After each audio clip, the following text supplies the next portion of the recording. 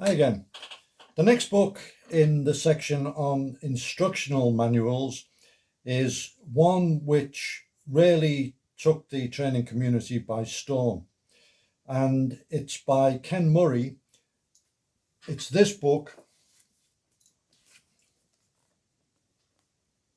Training at the Speed of Life, Volume 1.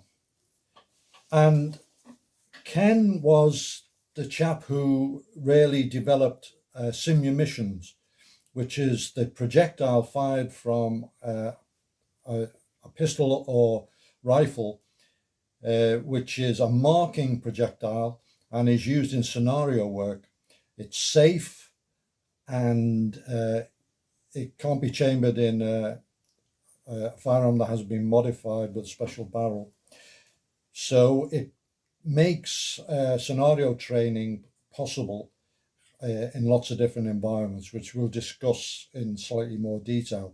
And I first met Ken at ILFE, the International Association of Law Enforcement Firearms Instructors, when he was introducing simunitions / scenario-based training into the program.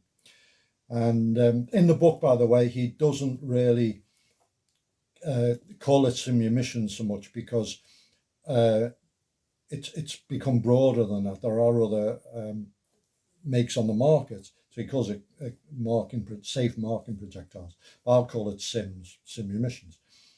And there was a group of instructors within ILFE who embraced this idea very, very enthusiastically and took the whole thing on board. It was very, very important the way Ken actually introduced it, because running around with marking projectiles can become kind of a game of shoot 'em up. I got you. No, you didn't. I got you.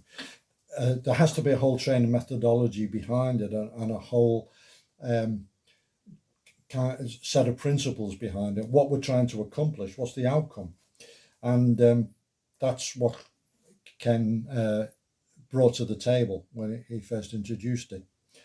And I was involved in Germany when ILFE regionals over there, when we were using SIMS to in the training programs, and also trying to introduce it to the police in the Frankfurt area.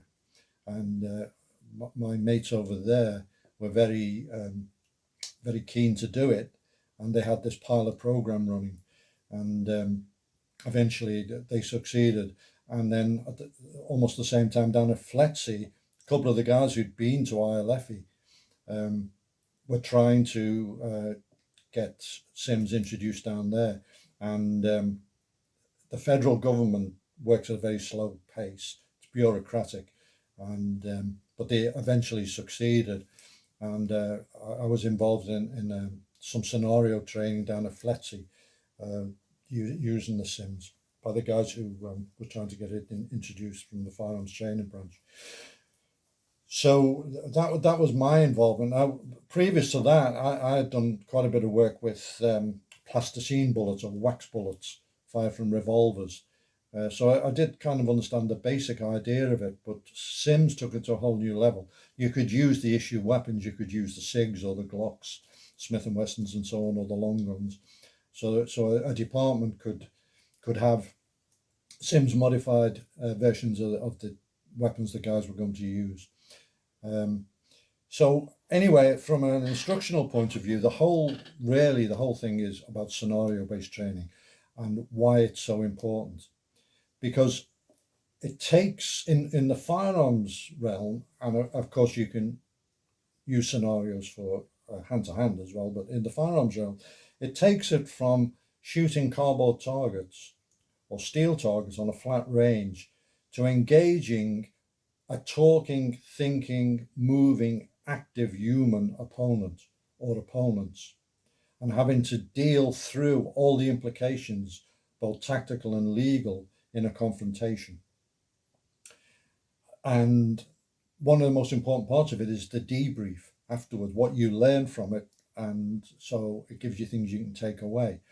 And one of the things that Ken emphasized was giving the the guys, the officers going through it, the confidence to do it without them feeling it was a game of gotcha and their tactics were going to be exposed. The whole idea is if you use reasonable tactics and the rules of engagement and SOPs that you've been taught, the scenario is written around those. It's not some kind of extreme encounter, then you will prevail.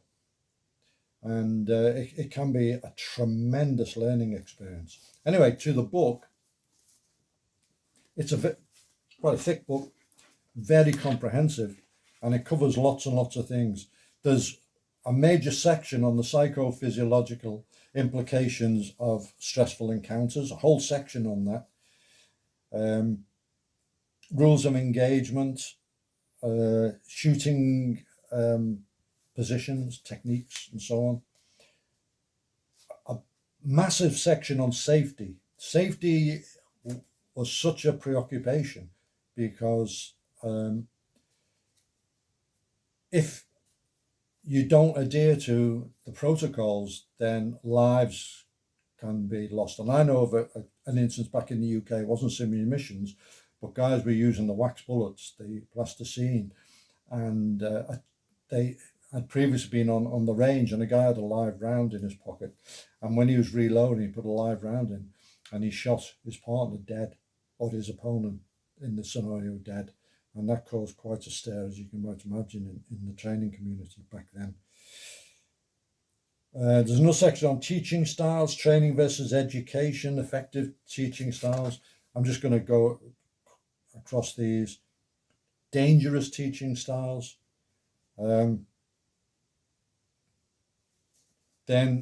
the mechanics of reality-based training, how training is currently done versus a more effective way. Building blocks. What if in training, and fix problems before they occur in real situations. Intervention points during the scenario. It's amazing stuff for the instructor and for the trainer here. Physiological meltdowns, scenario design, role play preparation, logistics, site consideration. It's an amazing book. It's an amazing resource for anybody in the training community. There's a lot of analogies, a lot of examples, a lot of references to how training's done in for example, or procedures are done on safety in aviation, parachutes, and this kind of thing, and how it connects to what we're trying to do in firearms.